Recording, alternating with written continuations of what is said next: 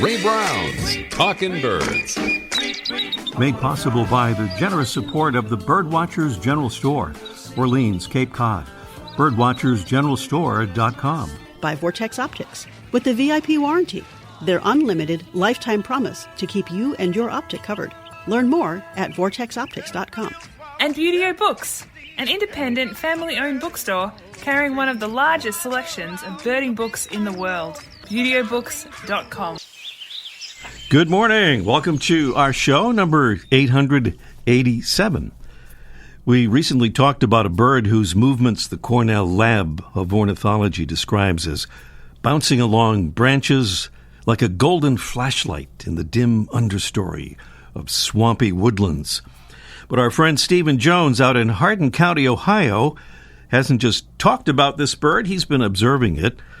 We won't need a spoiler alert here. We'll let Steve tell about his favorite bird in this audio postcard that he has sent us from one of his favorite places. Hey Ray, this is Stephen Jones, calling from my favorite state nature preserve in Ohio. It's called Lawrence Woods. Today I'm hearing house wrens, wood thrushes, catbirds, yellow-billed cuckoos, and my favorite bird, the Prothonotary Warbler. What makes it special to me is that for the first time in over 5 years, we have a breeding pair here in the woods. This woods is both woods and pond. This is a great place to come if you're in the area, and I recommend it highly. Well, it looks like it's going to start raining, so I'll see you later. Thank you, Steve. Thanks to those birds and those frogs. Also, by the way, Steve says there are currently more than 50 species of birds calling Lawrence Woods home for the spring and summer, maybe more. He says, I'm a volunteer there, but I would still go there whenever I can if I wasn't. And here's my favorite part of what Steve said. The reason why I'm a volunteer is that it allows me to go off the boardwalk and pick up trash. That is so nice. And we're going to hear more about that and Steve later on in the show. Steve's a great photographer, too. You can check out his stuff on Facebook at S.J. LaRue Photography, L-A-R-U-E, or at sjlarue.com.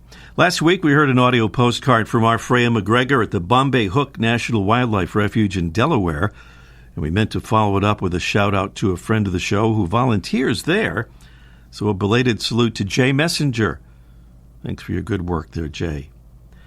We have a note from Rich Gillum in Montgomery County in Maryland who says, in part, about your June 6th appeal for Ukraine. Severe drought in Somalia has caused near-famine conditions with hundreds of thousands of children risking starvation. Yet UN appeals go unfunded. While aid for Ukraine refugees is important, please don't forget that Black Lives Matter too. Please ask listeners to act urgently to avert a catastrophe in which hundreds of thousands of precious children in Somalia die. Please send donations to UNICEF for the Somalia hunger crisis. Thank you for that, Rich. And the website for that, by the way, unicef.org/Somalia. unicef.org/Somalia. What we're hearing there is, doesn't exactly sound like a songbird for sure, but it is our mystery bird. And this is a preview of our mystery bird contest coming along a bit later in the show. And we have some wonderful prizes, as usual, and some clues here, too. Our mystery bird is a small wader with lobed toes and a thin, straight bill. The breeding female is more colorful than the male. It's mostly dark gray above with a chestnut neck and upper breast, black face and white throat. The breeding male is a duller version of the female. Our bird breeds in the Arctic regions of North America and Eurasia, and despite its small size and delicate build, winters at sea on tropical oceans. During migration, it often visits shallow ponds in the west, where it's known to spin in circles, forming a whirlpool which it's believed to use to pull up food from the bottom of the pond. In the east, it generally migrates offshore. So some clues there, and the sound of our mystery bird. Beautiful prizes include from our friends at Classic Brands, a Droll Yankees new generation yellow thistle finch feeder. It has 6 perch locations to allow several birds to feed simultaneously. It even has an internal seed baffle that directs seeds to an additional port at the lowest level to ensure that the feeder empties completely without allowing seed buildup. Pretty clever idea. We also have a 12-ounce bag of our favorite coffee, shade-grown, bird-friendly, USDA organic, fair trade, birds and beans coffee. It's good and good for birds. Those are the prizes on our mystery bird contest coming along just a little bit later on in this morning's show. Where else are we? We're at the thing where we're going to give a little salute here.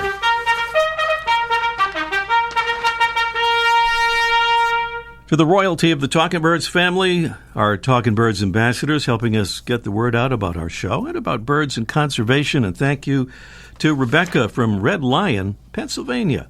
Thank you, Rebecca. And thanks to Rick Wilhoit from Independence, Missouri. He says 6 of my grandkids who are homeschooled and enjoy playing the Wingspan board game will be the first recipients of the cards. That's terrific. Thank you, Rick. Those cards are little infos about our show. We send them out. You hand them out at your convenience to friends and neighbors, and that's how the Ambassador program works. To sign up, just go to the Get Involved tab at the top of the page at talkingbirds.com. That's talkingbirds.com. Let's see, still to come on our show today. Special guests from Madison, Wisconsin about a wonderful thing called BIPOC birding. Plus, we'll catch up with Mike O'Connor for Let's Ask Mike Live, in which Mike will explode yet another myth about bird behavior. Meanwhile, in the earlier days of our show, we had a guest contributor called Ms. Phalarope, and we're bringing her back just for today as we reprise a kind of goofy featured feathered friend segment about a late breeding bird. Fits into June here, whose scientific name is Spinus tristis. Presented by Birdwatching Magazine. For more than a quarter-century, Birdwatching has been North America's premier magazine about wild birds and birding. And now, a poem with our Miss Phalarope. When you hear a bird say "per-chickadee," you know it's not a chickadee. When it moves as on a roller coaster through the air, like a teeny bopper at a fair. When you see the black cap in its body of yellow, well, you're certain to recognize this cute little fellow. Yes, indeed, by now the ID should be a cinch. Ah, you've got it, my friends.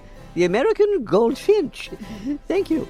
Well, thank you, Miss Phalarope. And don't forget the black wings. Even in the wintertime, when the male goldfinch's bright yellow plumage has mostly faded away, those black wings with distinctive white wing bars are still pretty easy to spot. On the female, too. By the way, Santa's reindeer may fly like the down of a thistle, but goldfinches actually use the down of a thistle to line their nests as they raise their families late in the season, like at the end of June or early July, when the offspring of most songbirds are already in preschool. The American goldfinch is a favorite of many for its beautiful colors, its bounding flight pattern, and the sweetness of its song, like this.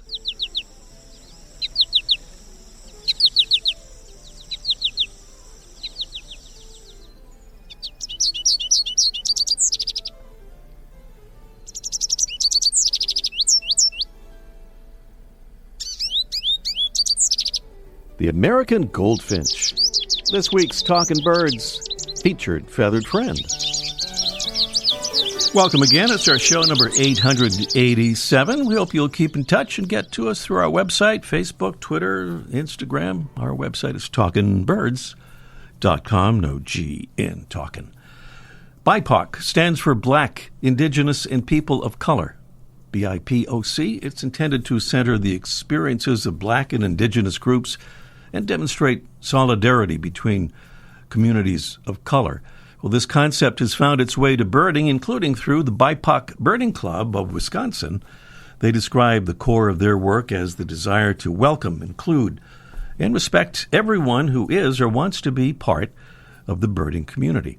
And here to tell us more about the idea and the club are Jeff Galligan, co-founder of the BIPOC Birding Club of Wisconsin, and Rita Flores-Wiskowski, the club's Milwaukee area coordinator. Good morning, Rita and Jeff. Good morning. Thanks for having us. Good morning, Ray. Thanks for having us. It's great. It's great to have you along with us here. Let me start off with you, Jeff, as co-founder of the club. How did it get started? What was the impetus for founding the club? Yeah, that's a great question. We had several things that kind of aligned at one time. We were directly inspired by Black Birders Week and the Central Park bird watching incident and the murders of African Americans such as Ahmaud Arbery, Breonna Taylor, and George Floyd. And also from a personal standpoint, it was my own mental health that I needed to get out and form community. And this is something that had been on my mind for a while, and I really felt like this was just a good time to get into that. Mm-hmm. Well, you mentioned the Central Park incident, and I think we mentioned, maybe it was last week on the show, about Christian Cooper now getting his own television show on National Geographic. Right. That's excellent. That was great news. Quite a wonderful development from something that started out not so great. Jeff, you're also a member of Madison Audubon's Board of Directors, and I think they're among the groups with which you're partnering, but you have a bunch of partners who have helped you out. It sounds like you have a lot of support for this effort. Yeah, absolutely. We began this club as just a way for people to get together for a monthly event. And it quickly became apparent that there's a need for this, and a lot of people are looking to partner with that. Our best partners, right, have been the Feminist Bird Club Wisconsin and the Madison Audubon Society, who have really supported us in our mission and getting started and connecting us, providing grant opportunities. But we've also had partners in many events, such as the Aldo Leopold Foundation, who invited us for a crane staging event where we got to see 15,000 plus sandhill cranes staging in the Wisconsin River. The Emmons Creek Bird Banding Station, who invited us up for a bird banding event over a weekend a couple weekends ago.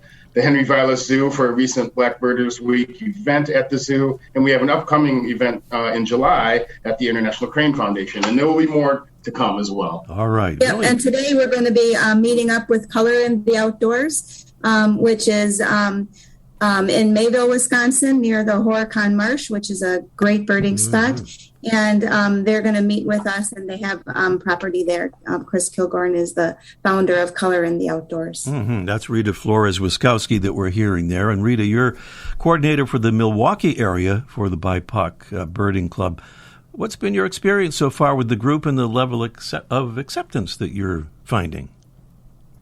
It's been really great. When Jeff called me to ask me if I would take on this role, I was super excited because it's been my goal for a long time to help diversify the birding community. We just don't have the diversity. And so this is a way to do it. It's a little challenging, to reach the people who we want to reach and to get the diversity. But little at a time, and we're getting there. And so we've had a really good time, some great events. Well, in your guiding documents, you talk about acknowledging and celebrating the sovereignty of Ho-Chunk Nation and the 11 indigenous First Nations within what is now called Wisconsin. Can you tell us a bit more about that, Rita? Sure. We try to remember to do land acknowledgements because just as we're trying to get people to feel like they belong at the BIPOC Birding Club, we want to also acknowledge the land where we are and the land who belongs to that land. And so we think that's important. It's kind of a full circle. BIPOC Birding Club members belong to the space where we provided, and we belong in this land that our indigenous ancestors previously occupied and still do. You use the phrase "come as you are," by the way, with regard to the club. That means more than what kind of a T-shirt you are wearing, right? Yes. That's exactly right. Yeah, so come as you are. Also, we use the phrase "let you belong." So what we try to do is get people to feel that not only are they fitting in and being welcome, but this is theirs. And so our allies, they come and they're welcomed by us.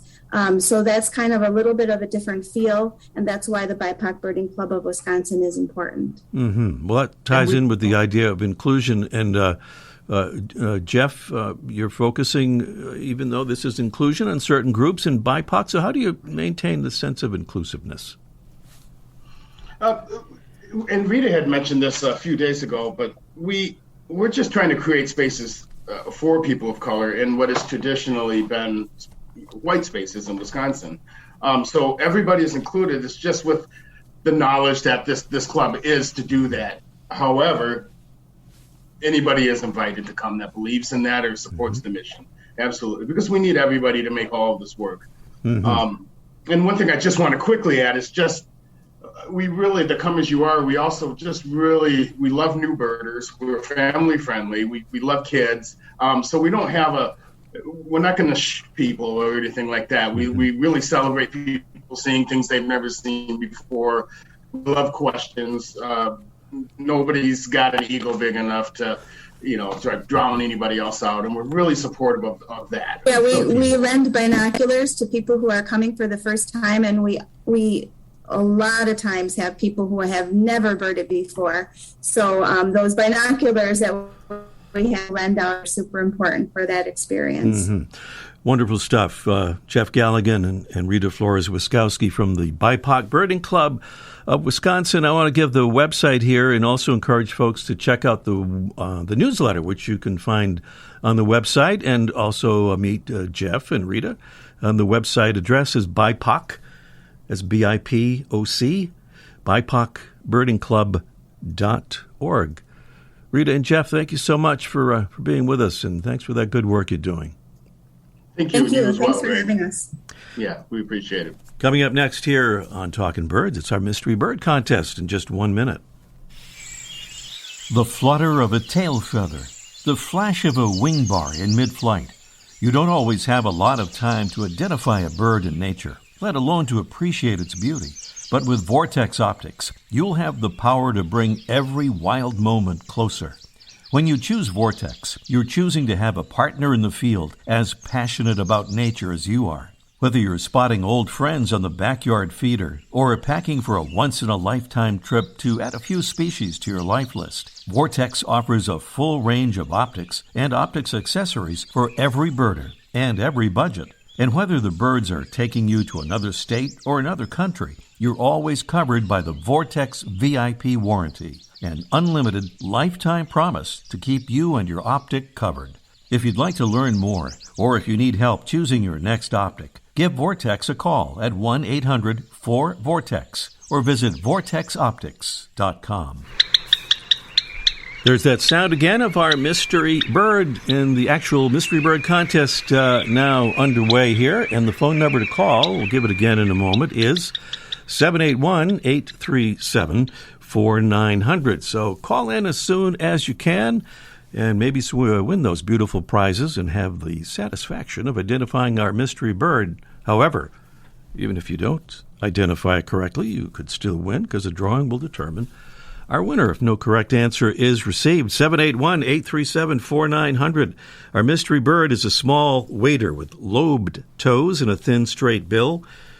This might be a good clue. The breeding female is more colorful than the male. It's mostly dark gray above with a chestnut neck and upper breast, black face, and white throat. The breeding male is a duller version of the female. Our bird breeds in the Arctic regions of North America and Eurasia, and winters at sea on tropical oceans. Kind of in the Midwest, it's often on shallow ponds in migration, famously kind of spinning in circles, forming a whirlpool that's believed to pull up food from the bottom of the pond. It's migrating offshore, mostly in the east. What is it? 781-837-4900 is the number. Beautiful prizes from our friends at Classic Brands, a Droll Yankees new generation yellow thistle finch feeder with 6 perch locations to allow several birds to feed simultaneously, and a very clever internal seed baffle to make sure the feeder empties completely without allowing seed buildup. That's kind of a cool thing. And our other prize is a 12-ounce bag of our favorite coffee, delicious, shade-grown, bird-friendly Birds and Beans coffee. If we have time for the Mystery Bird bonus question, we'll also attempt to give away a $20 gift certificate for Wisdom Supply, makers of plastic-free books, notepads, journals, and other supplies for classroom and office. The important thing here is to give us a call as soon as you can at 781-837-4900,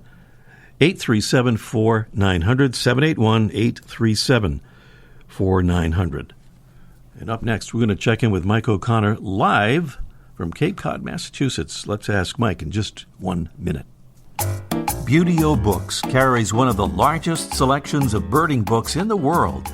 New, used, and rare books covering everything from backyard birding to general ornithology, from field guides to photography skills, biography, fiction, and humor. You'll find it all, along with the knowledgeable customer service you've been looking for, in one convenient place. BeautyOBooks.com. B-U-T-E-O. BeautyOBooks.com. Hey, this is Patrick Oakes from Tuscaloosa, Alabama. What I love about being a Talking Birds ambassador is that as a soldier, no matter where the Army sends me, I have found there's always birds. And it's a great thing to share with other soldiers to give us peace of mind while we're away from family and friends. I like the wide range of topics that you can get on the show, from birds to nature to conservation in general. Talkin' Birds listeners, we hope you'll join our ambassadors family at talkinbirds.com. Join today, and thanks. It's Mike O'Connor at the famous Birdwatchers General Store here with another Mythbusters installment of Let's Ask Mike. Good morning, Mike.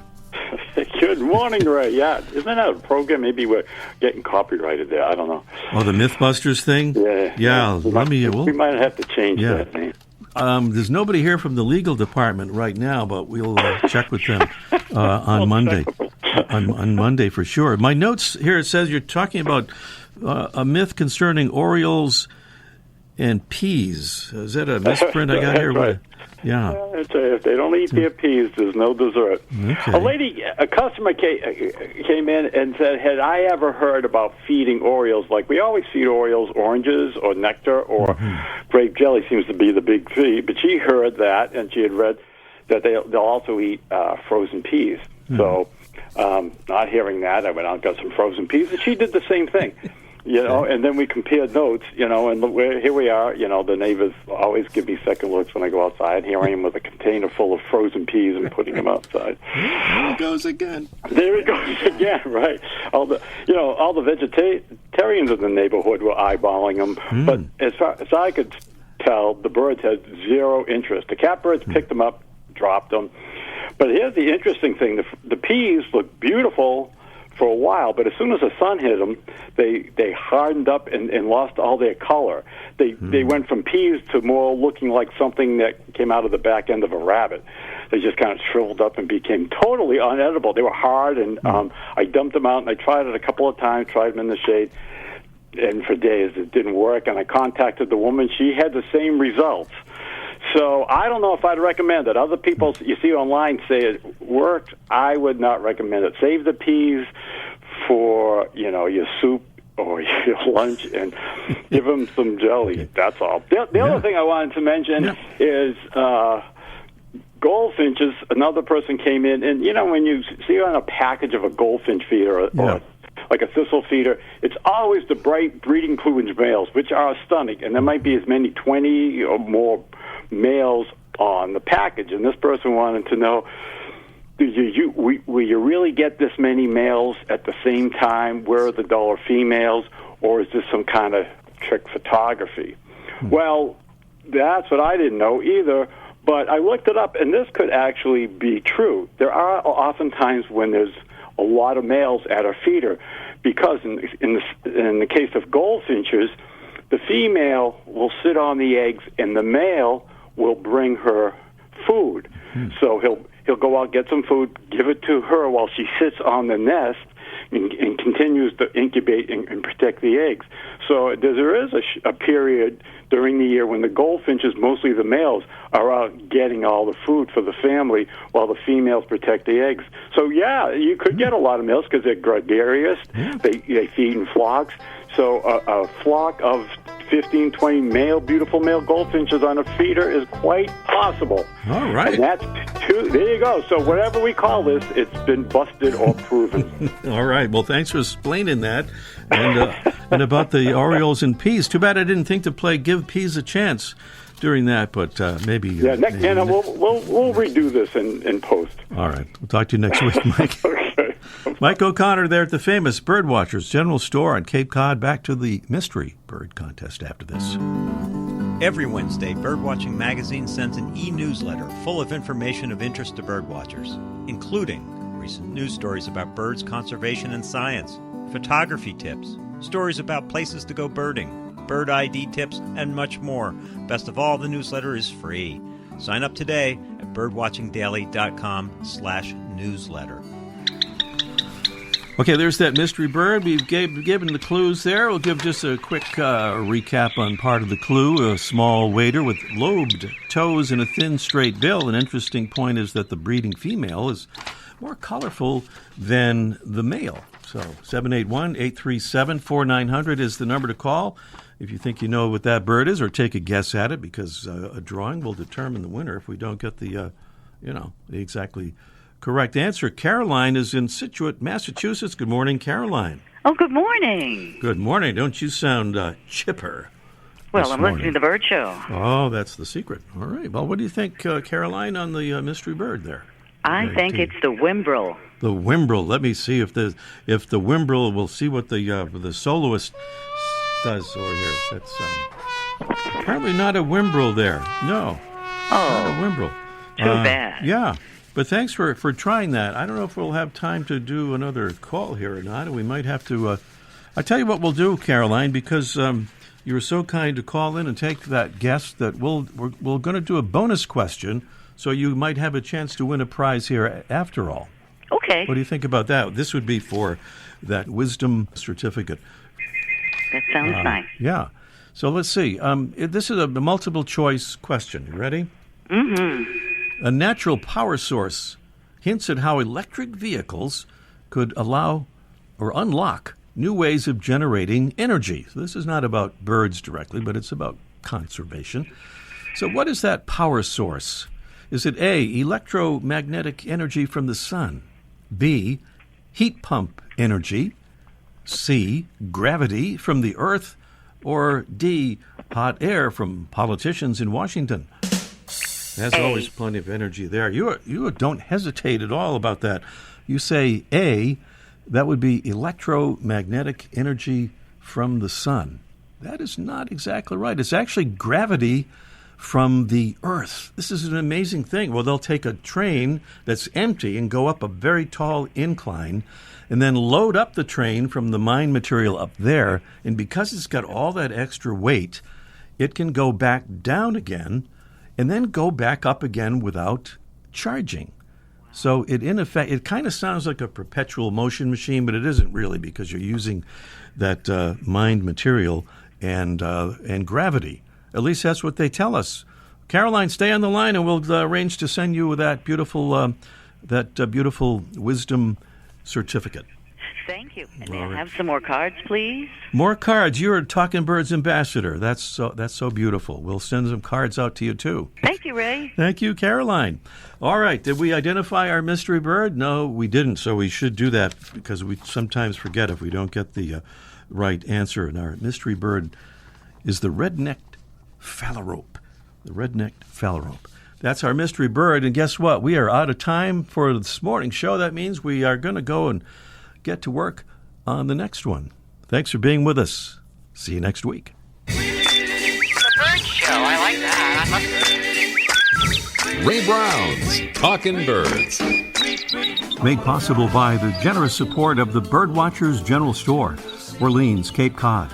Birdwatchersgeneralstore.com. By Vortex Optics. With the VIP warranty, their unlimited lifetime promise to keep you and your optic covered. Learn more at vortexoptics.com. And Buteo Books, an independent family-owned bookstore carrying one of the largest selections of birding books in the world. ButeoBooks.com.